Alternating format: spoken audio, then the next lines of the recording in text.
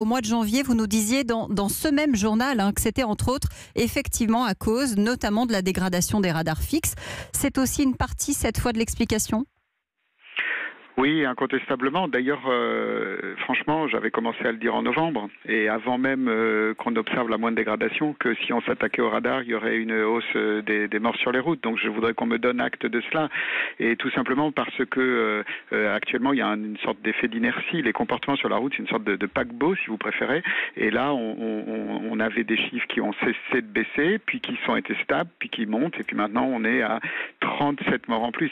Moi, je vous pose une question, rédaction d'Europe 1, un événement qui ferait 37 morts d'un coup, je crois que c'est un breaking news, quoi. C'est bien la raison pour laquelle vous êtes en direct dès le début de ce journal avec nous. C'est qu'on a bien conscience que c'est grave. Justement, est-ce qu'il y a aussi un relâchement dans la tête des automobilistes ? Écoutez, moi, je crois qu'il y a un phénomène assez simple, c'est-à-dire que chacun se dit en ce moment, bon, il n'y a plus de radar sur les routes. C'est pas que les gens se mettent à foncer, c'est pas la question. Les Français sont des gens tout à fait responsables. C'est juste qu'ils font beaucoup moins attention. Ils se disent, bon, bah là, je peux faire une petite pointe. Vous voyez, c'est ce type de comportement. Simplement, il faut comprendre que le nombre des morts sur les routes, c'est très largement la résultante des 630 milliards de kilomètres parcourus par 55 millions de véhicules.